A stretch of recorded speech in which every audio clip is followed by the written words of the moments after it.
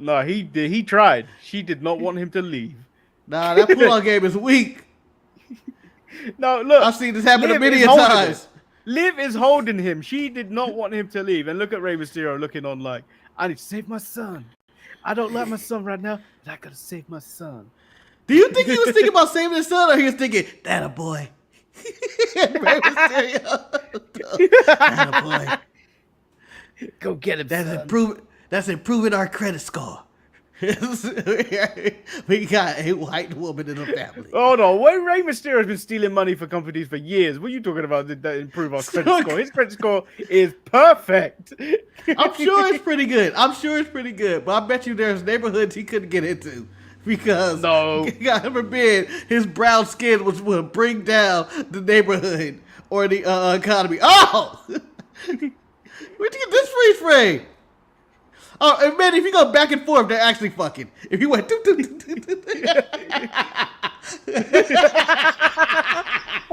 we're children. Welcome everyone to the Untitled Manny and Marcus show. I am, of course, a broken, all gravy, racially ambiguous Lord Matty Hayes, and he is Marcus, the grand finale, aka Mr. Monday Night Raw. I don't know why. Oh, baby, we like it raw. Oh, yeah. Baby, we like it raw. Yeah, it didn't help that we were showing that image here. It just says raw under. It's just raw. Damn, hope she's not pregnant. Maria's gonna kill you. Oh, that would be the greatest next bit of the story, right? Well, we have to get to the story where Dom's over the ring over a cage, and Rhea and Liv are fighting for the Dominic Mysterio.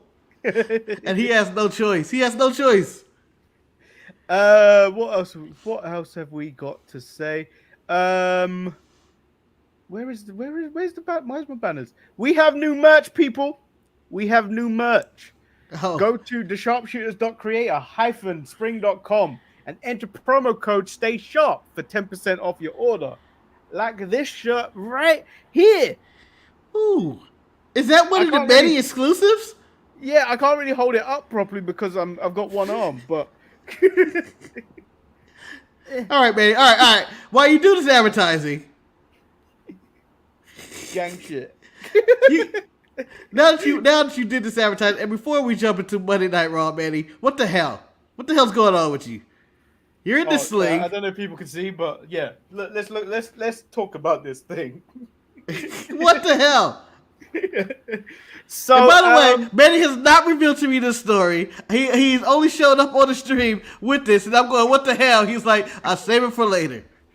So, Kane in the chat is already talking about the Euros, and this is what happened on Sunday.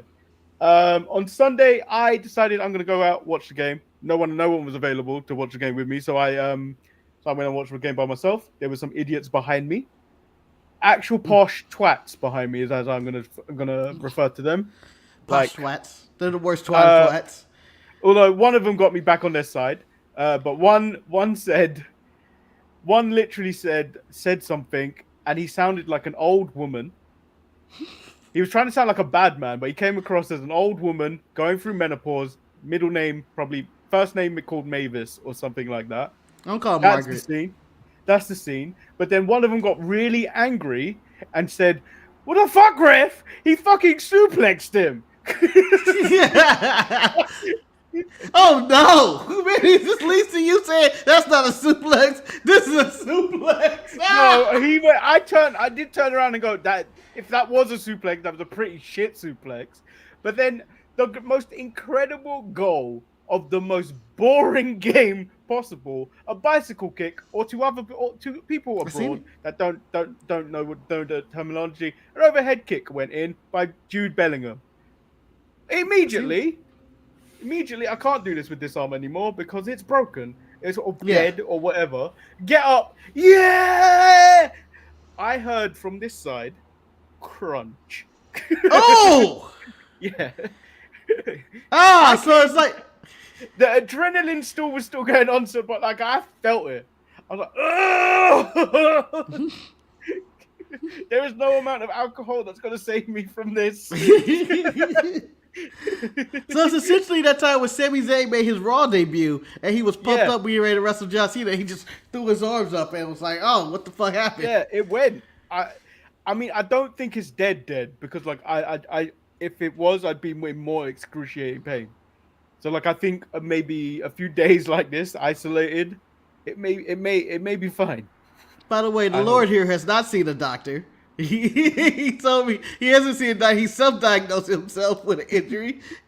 He's thinking he's out he's day to day when he could be out 6 to 7 months. No, Marcus, you know I'm always on the injury report as questionable. Ambiguous. I didn't realize your injury report was Kawhi Leonard. What's the status? That sucks. I was hoping to, you know what, Manny? Just tell people it wasn't that. Tell people. Yeah, I know. In the story, the guy says, "Oh my God, he suplexed him," and saying that's not a suplex, and you suplex the guy, and somehow you ended up hurting your shoulder because you did it on concrete floor. No, Marcus, I'll tell you what really happened. I had a tryout for Jets QB. Oh, they cursed. It's a torn rotator cuff.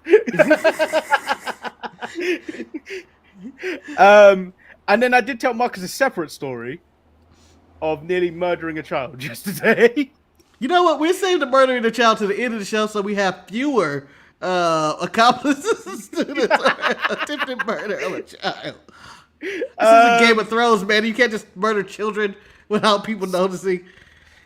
Well, so stay tuned for that story at the end of the show. I was going to jump into Raw, but a pay-per-view happened this Sunday, which I haven't had a chance to really watch. Because it's forbidden. Door. Yeah, it's forbidden, so I follow the rules, obviously. But Marcus watched about 4 or 5 matches of it. The main ones that you should care about of the 14 that were listed. Yeah, if this was an assignment to do in class, and I had to write several essays or answer these questions, and it was 14 of the matches. I think I did 4 or 5, which I believe is a failing grade. But I also can say I got the gist of this. Yeah, it's a failing grade, Mark, because I passed with 0%. I've come here with 0% of that work. Yeah, you can't spell Forbidden Door without F and D, Manny, and we believe we got F and D on the assignment of watching this. Oh. Yeah, but I thought overall it seemed like a solid show. I'm going to start off with the main event. The main event between Swerve and Will Ospreay. Again, Will Ospreay continues to have stellar main event matches and top tier matches with wrestlers. Doesn't matter who it is. This was no exception. There were so many nice and cool sequences in this. I think it's a must watch. Is it better than Ospreay and Danielson this year? Absolutely not. But is a really good match with a shitty finish. I don't like. There's a whole callous aspect to it that's stupid, and there's a screwdriver, and it's just stupid. But that's what took away last year from was it Ospreay Kenny? I think so. I think that was in Ospreay Kenny too. Yeah, it took away from that match because that match was a great match. So of the matches we've seen this year, where would you put that match? Well, obviously, this is a ranking of your decision because it's not going to be the same as mine or where. I think my number one. I think people are going to scoff at it or something, but I don't think you can beat Roman and Cody at WrestleMania this year. I just think it just had too much going on. It just felt like just everything happened, and then after that, I probably got Danielson and Ospreay. It's not even close. It's like that. That's just the best pound for pound, just a regular wrestling match you will see all year. Also involving some callous shit that was annoying, but it's not as bad though. It wasn't as bad. Yeah, it's not as bad. It wasn't as bad. It wasn't as apparent. Like it was just more about he do the Tiger Driver and all that, and killed the man or something. But and then I don't know, maybe Ospreay Swerve in there, but it's probably something else I'm forgetting. I'm pretty sure there's a Gunther match I'm missing in there that I really love. Do you think by the end of the year, you're going to be able to say this is at least a top 5, maybe a top 10 match of the year? I think so. I think it's able to hold. Yeah, I think it's going to be able to hold.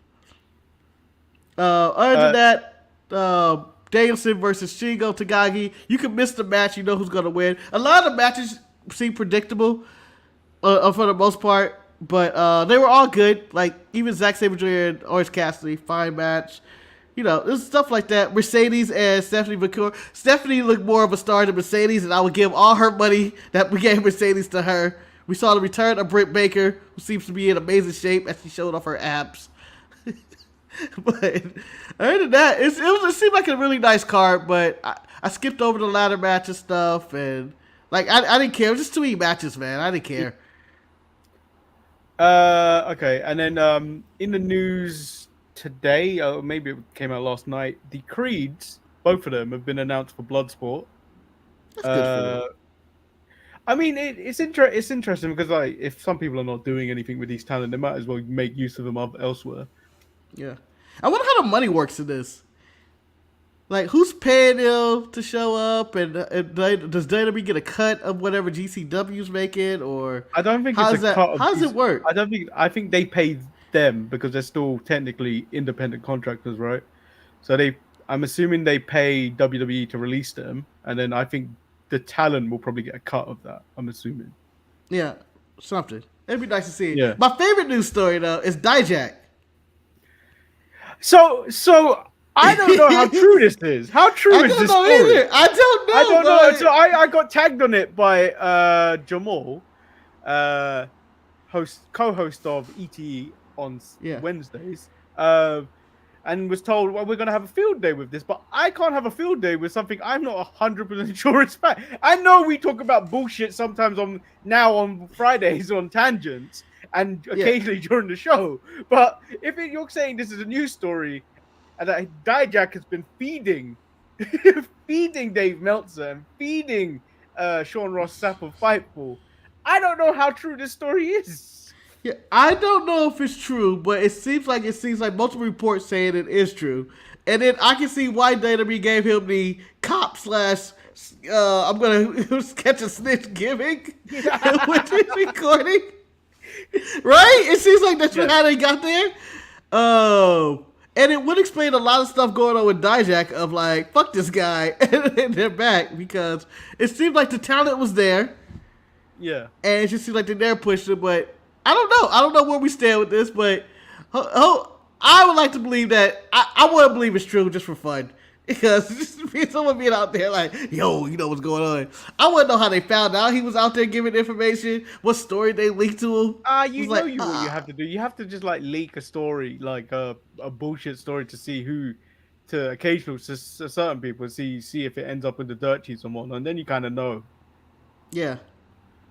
But who knows? That's my favorite story of the weekend, to be honest. Anything else? So Monday Night Raw. I wasn't looking forward to doing this show today. Let's to be honest. Monday Night Raw, I didn't think it was going to be a good show.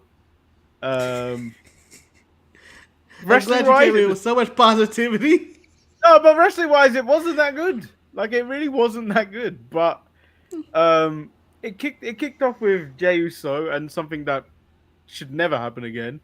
Michael Cole and Jey Uso hand slapping was very problematic. I thought Michael Cole was going to fall over both times that he went for it. Well, it starts off with another exciting Jey Uso entrance, which 90% of Jey Uso's character is his entrance now, or maybe 70%. Yeah. I give more credit. Just the show starting off in the concessions and him going in, and the whole day one ish and all that. Michael Cole blowing himself up. Corey Graves at ringside, because that's why Pat wasn't here. And so it starts off with that. I thought he was going to address the Heyman situation too, and say rest in peace, Paul, or say you deserve it, you piece of shit. It would have made sense. Yeah, even like a backstage thing would have made more sense. But so Jey Uso claims he's going to win Money in the Bank, which brings out Chad Gable. Chad says he will win because he's overcome so much, and he'll not only win Money in the Bank, he will be Master in the Bank. But I thought Master Banker would have sounded more funnier. I'm sure that crossed the writers and Chad Gable and Triple H's mind. Master Bankers. It did. DX is running the show, but I'm sure they didn't say it. But if he does get it, how many times is someone's gonna say, "Oh, you're the Master Banker"? Money in the Banker. Yeah, of course. Jay asks, why is he here? Because the Wyatts got him. Chad says, Jay should be scared because he stole the Fireflies. he said they should be after him because his family abandoned him while Jay abandoned his family. Jay said he told them they can have the fireflies, the mosquitoes, the cockroaches. He don't want no smoke with the Wyatts because he don't want to end up like Chad. Jay said his family did what Jay said Chad's family did what he did and leave a manipulative scumbag. This leads to Gable beating down Jay, but he counters and puts down Chad. But he escapes before he can land the splash. The lights go out. The Wyatts music play. Chad runs into figures of light while Nikki Cross gives another tape. I mean, I'm not fearing anyone that hands me VHS tapes. Manny, they're sick if they hand the VHS tapes. I'm fearing them people. Those are sick people. If you're still walking around rocking with VHS tapes, you are a sick individual. There's better medias out there than VHS tape. If you think about how bad VHS tape was, Manny, how blurry they were, how people could only record, how you had to record on a VHS, it was terrible. How you had to rewind it. Imagine rewinding something these days. It was horrible. It was absolutely horrible. You couldn't see blurry static lines. You are a sick person if you're still using VHS tapes. Do you want to talk about this now? Because I don't necessarily. I know you hate them. It's not. It needs to be leading somewhere, and I feel like after what felt like maybe 2 months, maybe 3 months of it, it's kind of already a bit too long. And now we're waiting for what's happening now. None of them's there's no sign of either of them wrestling anytime soon. Let it build, Manny. As I said with Bray Wyatt before, let it go. Let it go. I'm enjoying it. The people are enjoying it. They enjoy the piano notes. I would prefer if this was an online exclusive. No, that doesn't generate buzz. Put it on the TV show. It matters. It matters. Bo's doing some of the best mic work of his career in these vignettes. And I feel it. I feel it.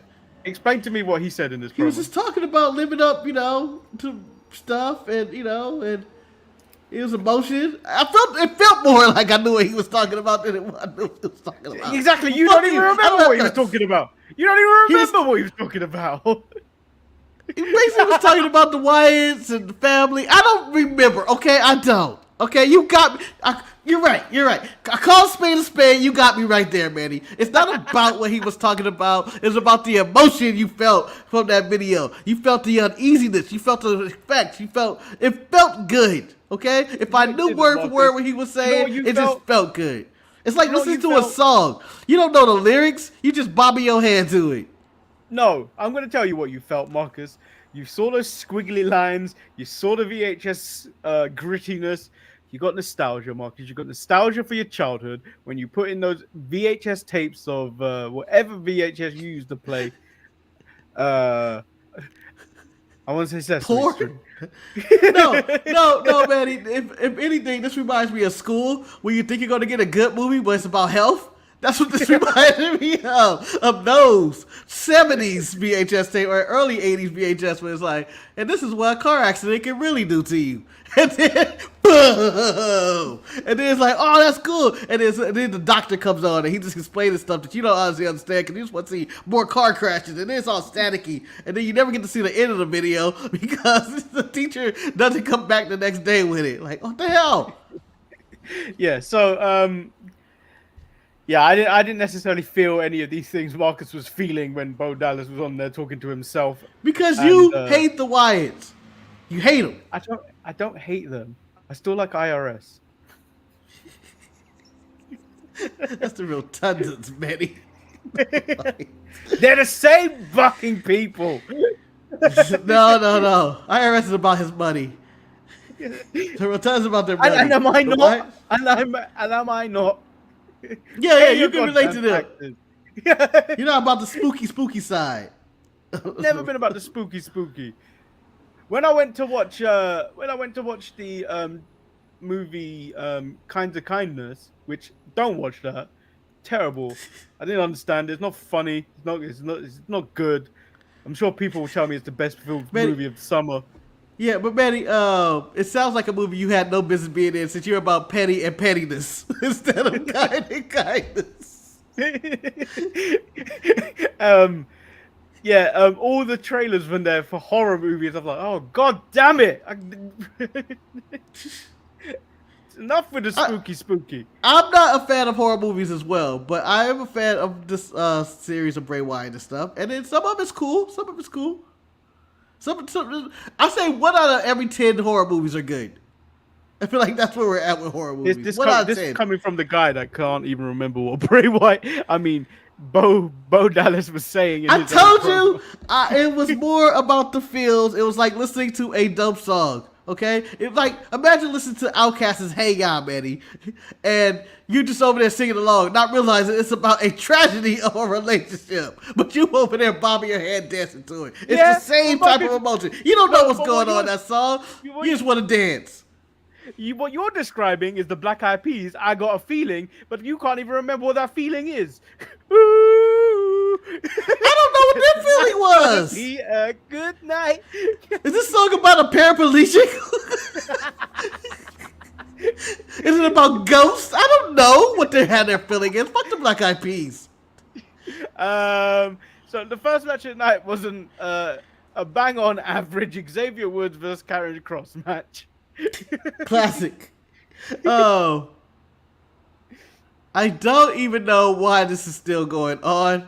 And as much as you say the Wyatt and their spooky need to go, we need to end this. All of this. All of this. So Wood steals the win. Then AOP takes out everyone. Kofi gets bodied by Karrion Kross. Yes. And then gets his armor taken out. Yeah. Woods and Kross have a stare down. They're holding you back. Why did he just let him win? I don't understand. Why do you want Woods in your group? It's the same. Do you know what this story is? The same time when what was it? The Hurt Business either wanted Apollo or Ricochet, and they couldn't have either of them. Oh, it's Ricochet. Yeah. Yeah, but at least that one, it's like, okay, there's talent there. Woods has no reason to want to join up with them. They have no reason to want to join with Woods. This is so below the mid card. This is something that should be on Shotgun Saturday Night. In fact, this is not even good enough to be on NXT Leveled Up. Oh, that's harsh, because no one watches Leveled Up anymore. No one ever has. I watched it once. Let me guess, Nikita Lyons versus Solo Rosa. Yeah, Marcus, okay, we went for a Nikita Lyons phase. Okay? I understand my wrongdoings. Marcus, don't do that because you know I want to do it and I can't do it right now.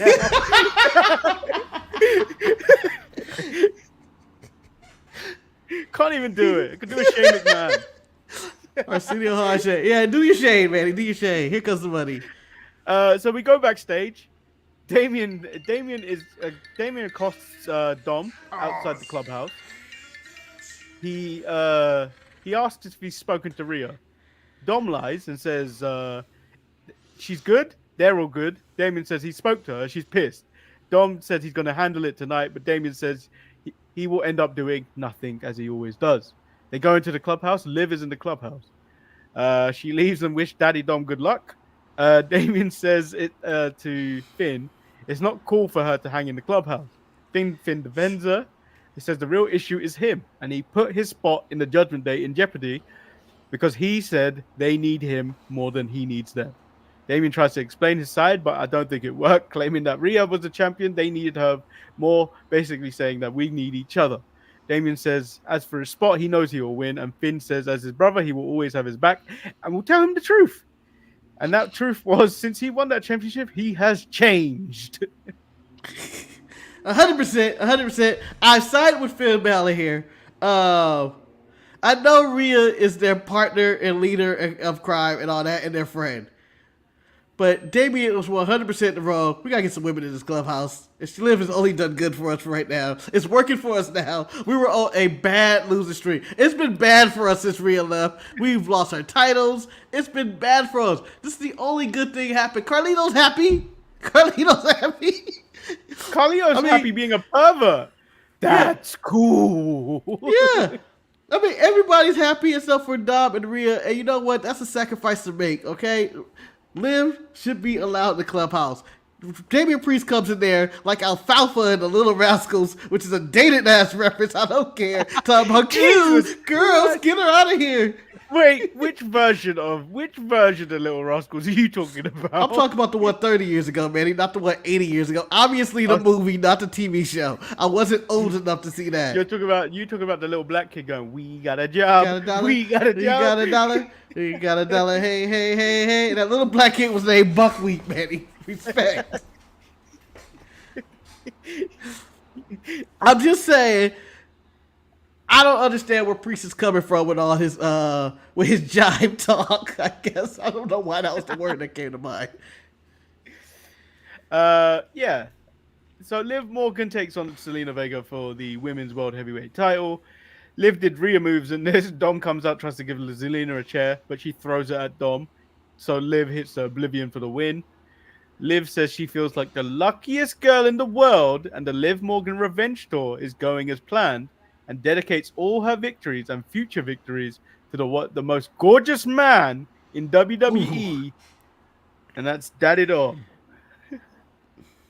I mean, at this point, Manny, you're Dominic Mysterio. Let's say that. You're a lucky man. You get to be Dominic Mysterio. You have a sling? He had a sling for a bit. Yeah, I don't have a pervert mustache. It could grow in there. Marcus, I'm not shaving just the mustache. No. You can start a revolution. No. You can start a revolution. Anyway. I'll call it my League of Perverts. Yeah. Hey, it seems to be catching women right now. It seems to be catching on. Anyway, you're Dom. Rhea isn't talking to you, but she's talking to Priest. Liv is saying she loves you. You know Liv motives. It's just revenge. Revenge. Well, I'm Dominic Mysterio. Rhea, you're not answering my calls. You're upset with me. You're all bitchy and moany and shit about stuff. You know what? I see a white girl who's willing to give me the whole world right now. Hopefully the neighbors don't hear this. Give me the whole world right now. I gotta take it. I gotta take it. You know what? I agree with you. Liv turning up there to the clubhouse and giving Dominic a whole new world. Yes. Shining shit. Oh, wow, those lyrics went down here quick. I can't. Exactly. Marcus, you don't know what that. Just like the Bo Dallas promo, Manny. You don't know the lyrics. You just know how that song makes you feel. You don't care.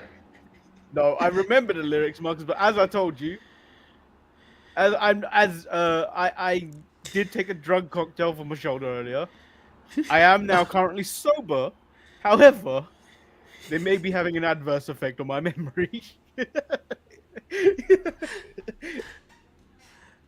Don't you dare close if your anyone eyes. wants to know, and don't do this at home, tramadol and cocodamol. Don't give them the ingredients. You cannot give them the. If you don't want people to do this, don't give them ingredients to your suicidal cocktail.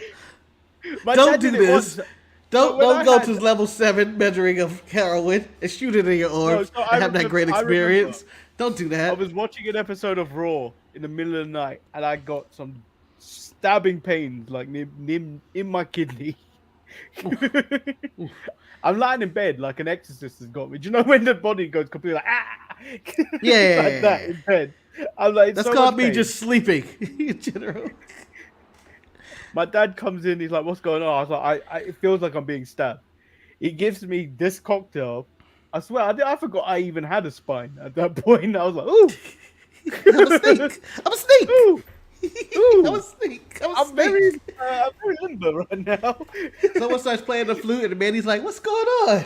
Next thing I know, the ambulance is taking me.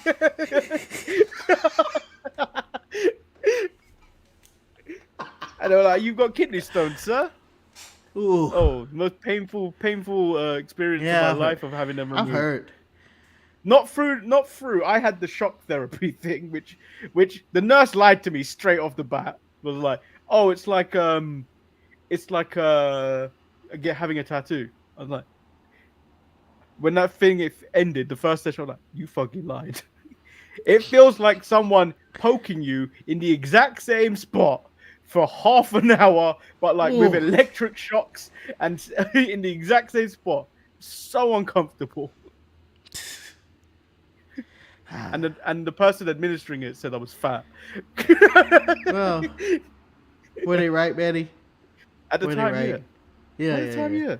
yeah. But fuck that bitch. How dare you tell me facts?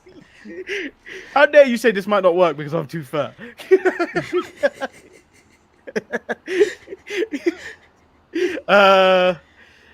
Seth Rollins comes out, says he needs his title back. If he doesn't beat Priest, he'll need to reevaluate who Seth Rollins is. When the pressure is at his highest, he is at his very best. He's going to take that title from Priest and then take Priest from the Judgment Day. He thinks Priest is the best version of himself without them. Finn Balor comes out, says he's in a bad mood because everything is changing. What it means to be in the Judgment Day is changing. Damian Priest is changing. Seth tells him to shut up. He thinks he's jealous of Priest because he has the one thing he couldn't get. I mean, he got it. He just couldn't keep it. He can't hold it. He's now similar to Manny. He's in a sling. It's just like, he's in a sling. But fuck you. He had it. Priest comes out. He says some things. Rollins suggested they fight right now, and this is a setup. Finn attacks Seth, but after hesitation, Priest stops Finn. Finn gets a stomp, and then Seth gets put down. In the back, Damian says he needs Finn to stay in the back at Money in the Bank. Yeah, Finn is not staying in the back, and Damian Priest, so long, you're no longer in the Judgment Day. You are out. You're on the outs. Yeah. I mean, he's doing everything there is to get kicked out of a gang right now. He's going soft. Like, Finn was beating up Rollins and just be like, come on, big man, let's get in on this. When did you ever see a gangster survive a week after not getting in on that? You better get in on this or you out. And so, Priest is doing everything to kick himself out. By the way, Rollins is cursed. I don't know how this match is going to go now that the confetti has already came down. Boston, clean up your shit. Clean up your shit, Boston. You won the championship over a week ago. Clean up your shit. Clean up all your shit. It's ridiculous. We get a Ludwig Kaiser video package. Says Sheamus is a coward for breaking his ribs with his sneak attack last week. So, but when he comes back, his only goal is to beat him, embarrass him, and put the end to the Celtic Warrior for once and for all. There's a lot of things to make your goal. I don't believe you. I don't believe you, Ludwig. I mean, he looked like he was about to do a TED talk in that turtleneck. Talking about Sheamus needs to retire. And like that's what it looks like. It looked like he was going to go full presentation on how he was going to end Sheamus's life. Nah, I thought he was going to tell me about the iPhone 4 coming back out. That guy looked like Steve Jobs. And you know he has too much hair. Too much hair for Steve Jobs. So all he was missing was the blue jeans. The blue jeans, and then the classic dad white shoes. It's true. Moving on. Zoe Stark takes on Dakota Kai and Ivy Nile after distraction by the tag champs of Ivy. No, what? Their names slipped my mind. Isla Dawn and Alba Fire. They are really not memorable. Zoe Stark takes advantage and wins. Yes. This is the match that started when I was like, only Dakota could win this one.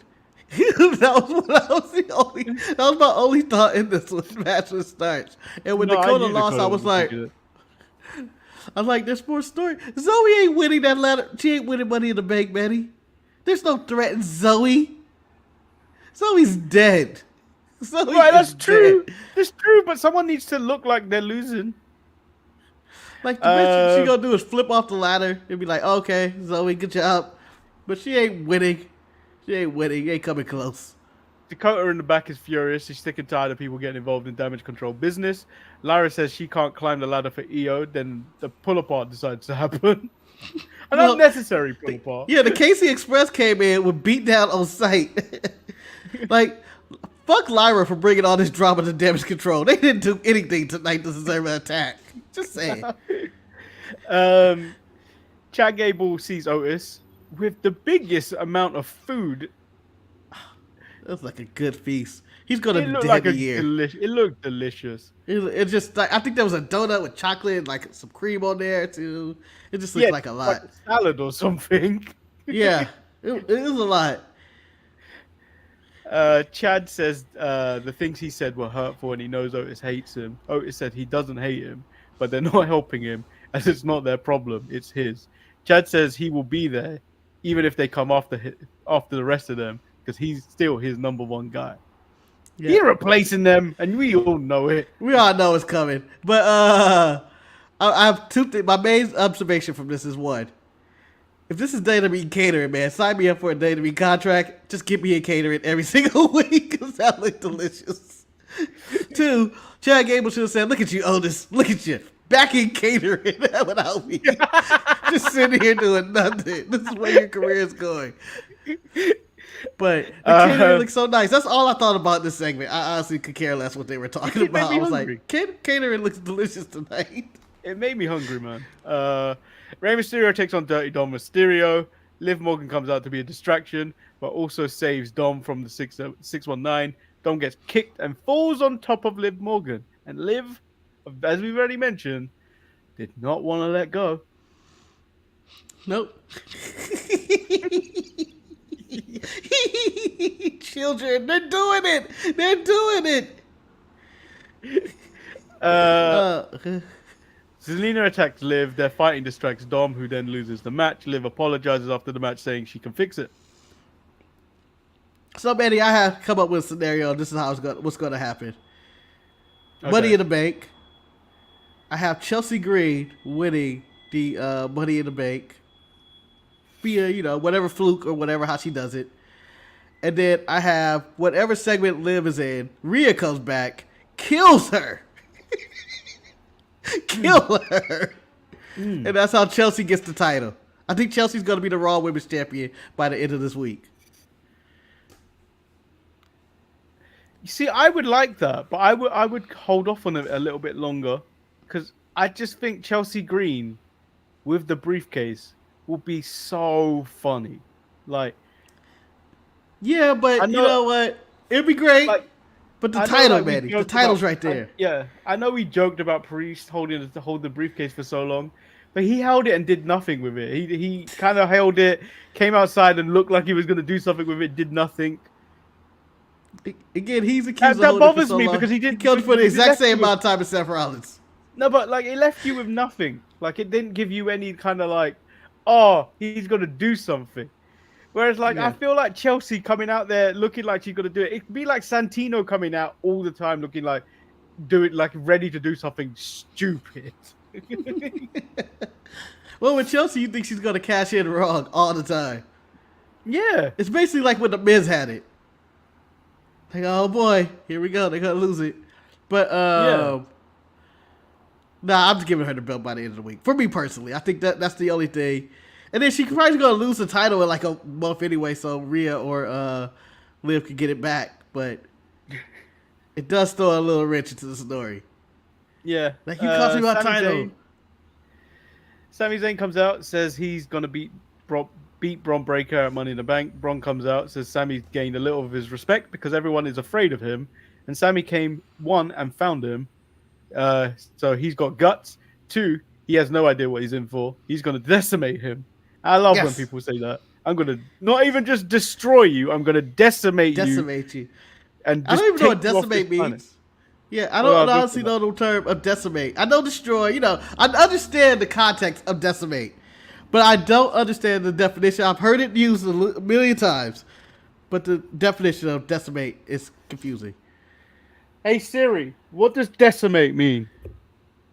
Decimate means kill, destroy, or remove a large proportion of. Do you want to hear the remaining one? Damn. Siri just got one of the most savage promos I've ever heard. Destroy. Move. I'm assuming that's what it meant, but you know what? Shit. When you say it like that. This was my favorite segment of the night of Raw. I thought it was a very simple, well put together segment. It was back and forth. It's the underdog, which is Sami the champion, against this basically Mike Tyson out there. who's going to knock you out. And then he came back and did the spear, and then he did try to do the run back spear, and Sami jumped over it, and Bron ran like 1,000 miles per hour into those stairs. I went, oh my God. It was just a good-ass segment, and I honestly don't know who's going to win. I mean, in hindsight, this Saturday, if WWE played all the chips right somehow, Ricochet calls Bron that title and says sign back with WWE and says sign up to die. Just saying. Yeah, but every dirt sheet's saying he's gone. He's gone. He's signing with AEW. Dijak is gone, though, Manny. Dijak is gone. I don't care about Dijak. He can't leak it. He can't leak it. He can't leak it to him. No, but I'm assuming he's gone. But I don't know how this is going to end. I don't know. This is the one match on Money in the Bank where I have zero clue, and I think it's probably going to be my favorite match of the night, and I'm going to be excited all the way through. Yeah, maybe. Marcus, I have to... I feel like I need to make a public statement announcement. Ooh. You know I hate triple threat match, and you know I can only recite 2 that are very good triple threat matches. No, wait, I didn't know you hate triple threat matches. I thought you hated 6-man, 8-man matches. Triple threat matches, I thought you just were like, eh. They're eh. Yeah, they are eh. And I always recite that I'm never a big fan of them. I will still say that Samoa Joe, Christopher Daniels, and AJ Styles remains the best triple threat match. The only thing that comes close to it was Drew McIntyre, Gunther, and Sheamus at WrestleMania 39. If this was given more time, this main event of Drew McIntyre, Ilya Dragunov, and Sheamus, this would give him more time as if it was on a pay-per-view. Fucking hell, that would be number 3 on my list. Because this match was great. Yeah, Manny, I would like to say this match was absolutely just fantastic, and I was going to share the exact same sentiments that you were saying. And this is just proof that Sheamus and Drew McIntyre can do no wrong together ever, no matter what the match is going on. And Manny, I'm going to tell you this right now, and I want the whole world to hear this. The whole world to hear this. All 200 million subscribers we got. If you throw Gunther into this fatal 4-way, I'm going to come watching this match. I'm just saying. It's going to be that good. It's that physical. It'll be that perfect. It's the perfect fatal 4-way. Gunther, Drew, Sheamus, and then I will nut all over my TV screen. It'll be like Dave Meltzer watching Okada versus Kenny Omega versus Will Ospreay versus Hit the Zero in a match. He's gonna nut all over the place. I want everybody to cover their eyes. It's gonna be too much for everybody. Too much. Put your goggles on. Just say. Drew McIntyre eventually wins this match, but like this match was. Yeah. Do you know what? I will probably say this might be the best TV match for WWE this year. Ooh, I think it will go down like Gunther Chad last year. Like I said, do you remember when we were doing the end of year awards where I was like, I wanted to give a special mention to Gunther Chad because no one was going to give that credit because of all the great matches we saw on pay-per-view. Yeah, ready. I know we titled this award something. The best TV match ever is the Dax Harwood CM Punk match of the year. That's where we're at with this. That's what it was on that level. These are those type of matches where you just go like, "This is a TV for no reason." Do you know what I thought you were about to say when you interrupted me? What? If you make it a 5-way match and you put Chad Gable in there, and then you said you were gonna, I would have walked off. I would have actually walked off. No. No, I wouldn't have said that. That would have added. That Brian Danielson on the other hand.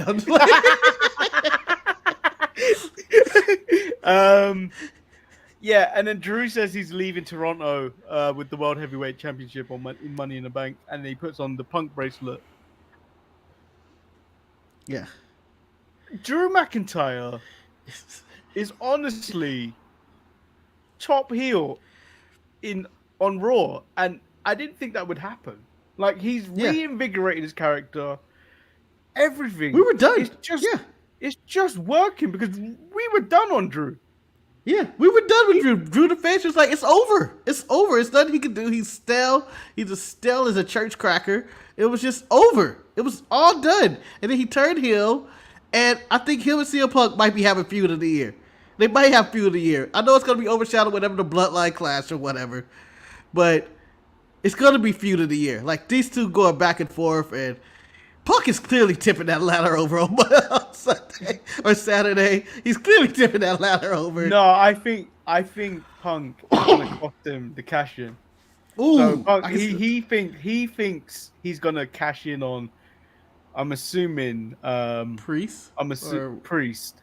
I'm assuming he's gonna try and cash in a Priest, and then Punk's gonna cost him, and the third time he's fucked him over. Yeah. At that point, what gotta go? What gotta go, man? Yeah. I'm sorry. He gotta go. Bang, bang, bang. That's how Raw should start off. Ladies and gentlemen, I hate to inform you. Michael Cole's going to come with the somber voice. Pat McAfee's just going to shut up. Ladies and gentlemen, before Raw started today, Drew McIntyre showed up in the arena, and, well, here's the footage. Bang, bang, bang. Shoot that Punk's car. Because but I don't know if the SummerSlam match is still on, because they were saying that they're not sure. Punk hasn't been cleared yet. Because you know what happened on SmackDown when he killed him? Yeah. The reason that was done behind the gate was because Punk isn't cleared. Damn. Punk looked like he was close. He looks close. But he's probably close. He's probably close to being cleared. What's SummerSlam? End of August? Yeah. Yeah, so we'll see. I don't know. If he's not clear, you can't bring that up. You can't bring that up, Jimmy. Jesus stabbed Jesus. I mean, he stabbed him in the club. Me and Hans and Carlito. That's when you knew Carlito was no good. Great times. But yeah, that's where we're at with them. I mean, it's all pending on what happens in Money in the Bank. If Punk screws McIntyre out of winning that title, I think it's on at SummerSlam. If not, Drew has to have a title reign, and then Punk will come back later, and then Drew can feud with whoever in that time. But, we have to factor in Gunther as well. Because Gunther is fighting whoever is the champion is at SummerSlam. I think you just got to leave Priest walk out of Money in the Bank with a title. Yeah. You can't give it to Seth. You can't give it to Seth if he's going to lose to Gunther. But what if he doesn't lose to Gunther? Well, that's true, but I feel like... But nobody wants to see Seth run. Yeah. If you build up Gunther correctly, you've got a great heel. But if Gunther becomes champion, who's his opponents right now? Who do you have? Like, I don't really have an opponent for him to go after that title right now. Well, like, that's my hesitancy in giving Gunther the title. I think he has to become face, and it seemed like he was going to. I think when he spoke to them last week, he got a face reaction as he was leaving. Yeah, it's true. And he's currently like not really aligned with Ludwig, even though Ludwig's technically injured now. But he hasn't for like the last few weeks been really aligned with Ludwig. Yeah. So it looks like they're kind of separating him. So it might be that Ludwig goes on his separate ways because they're building up Ludwig for something. And it seems like Gunther might be going in a separate direction with a face turn.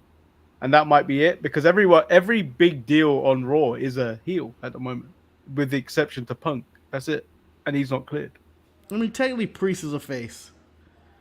I don't think he is. As he currently standing, he's a face. You can see it in his actions. He's not jumping people. He's winning out of circumstances. His people are helping. I don't want help and all that stuff, but he's technically a face. Yeah.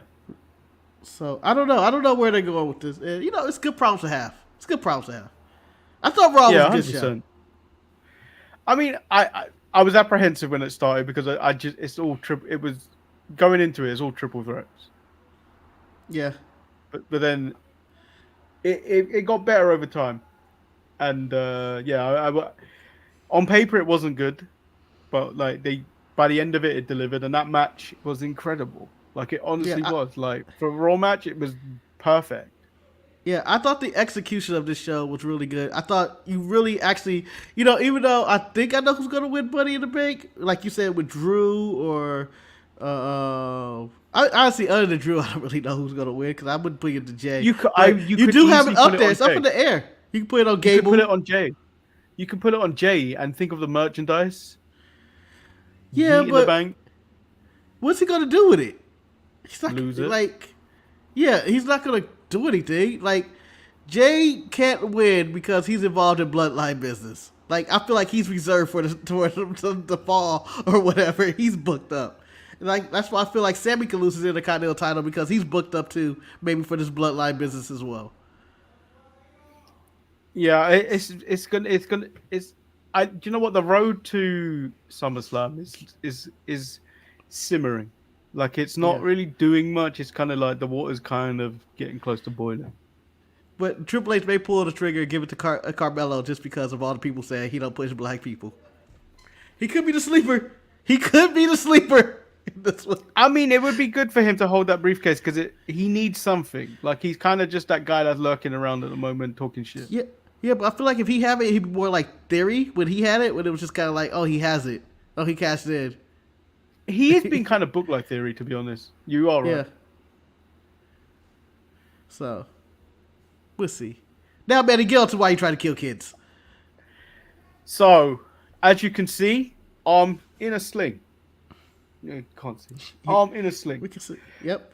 I dropped my mum off at the airport yesterday. Dropped her off at the airport. As people may not know, I don't drive, so we took the train. As we got off at Terminal 4, I've got one arm. My mum does not seem to want to pack light ever. I don't know if it's just an Asian thing, or a people of color thing, or just a woman thing. My mum was told she can take 23 kilos worth of shit. My mum took 23 kilos worth of shit because the morning before we went, she asked me to pick it up and weigh it. Bear in mind, still picking it up with sling, trying to deal with it with one big arm. Boy. I put it on the scale. It was like a 15 kilos. My mum goes, okay, and then I go back upstairs and continue to work. I come back down. She tells me it's now at 23 kilos. I was like, what? So I'm now having to lug this thing to places with one arm. So as we get to the station for the airport, I'm standing at the door ready to just throw this thing as the door opens onto the ground and then wheel it. Because it's not easy to go and then as the door opens, the kid's running directly at me and the thing's moving. That thing hits the kid and I'm like, in my head, I'm like, yeah! But outside, I'm like, I'm devastated. I'm so sorry. But why is your kid running directly at a door? I'm just saying.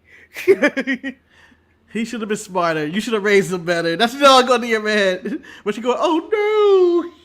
So in my mind, one, I gave him a core memory, or at the least, I gave him his first concussion.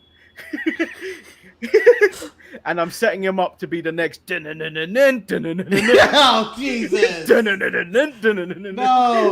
No. Leave the babies alone. CTE is a thing, Marcus? It is, but I don't think you gave that kid CTE. Marcus, that thing was definitely heavier than him.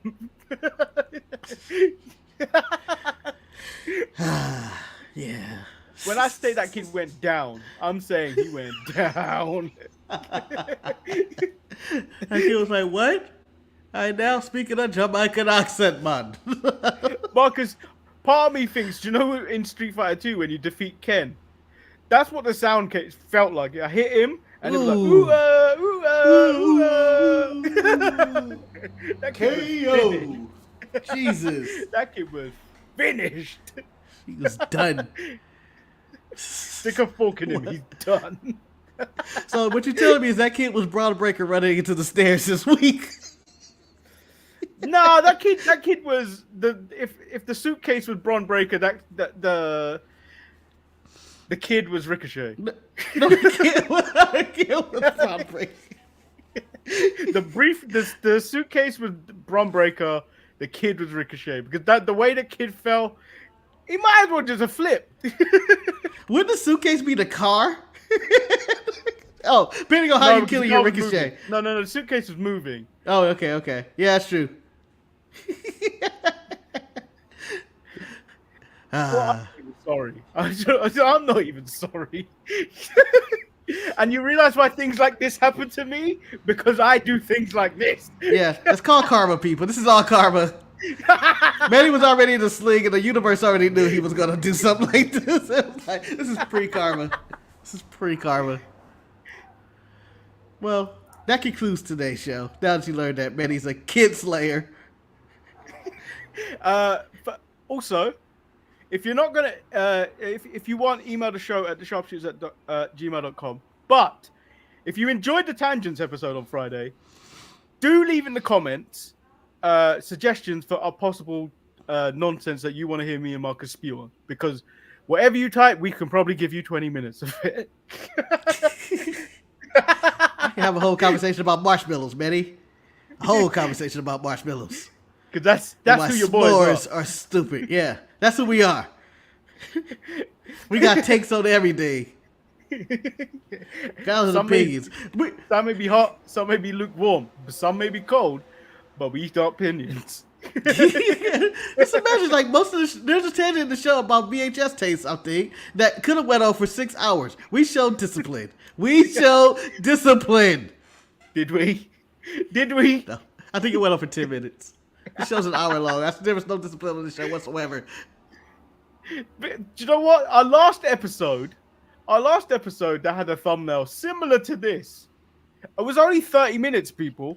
That day was discipline. This day, not so much. The boys are back in town. That's what that is. And if we had They're doing it. If we had an intro for a show, that would definitely be this intro. The boys are back in town. Boys are back in town. You know, that's a stupid ass song, by the way. You know, maybe I say that for tangents of stupid ass songs. The boys are back in town. Stupid. Yeah. It's just about some guy being happy that the boys are back in town. He has nothing to do with the boys. So yeah, we'll be back. Is there an ETE tomorrow? No ETE tomorrow. No ETE tomorrow. We may be back on Thursday. It's all dependent on a schedule that belonging to Marcus. Yeah. So stay tuned. Go on. I was going to say, because Thursday's the 4th of July, and I honestly don't know. I don't know if I'm working. I don't think I am. I just got a call from the job to see what's going on anyway right now in the middle of the show. So we'll see how this works out. I was violated yesterday. Let's see if this physical turned out okay. Marcus was told to spread his cheeks and spread his cheeks.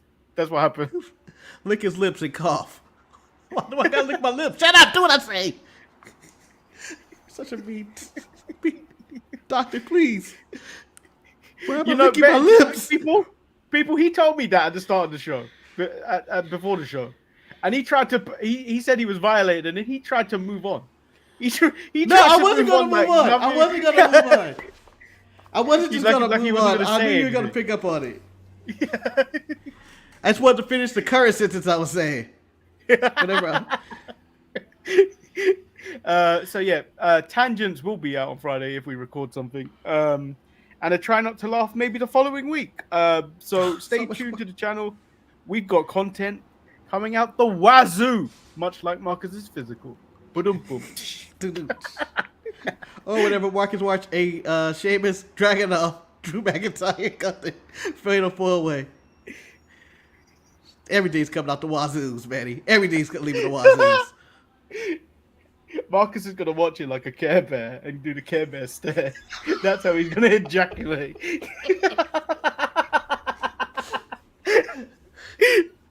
Oh, we've gone too far. We've gone too far. You go too far. Cut the show. We kill kids. And cut the show.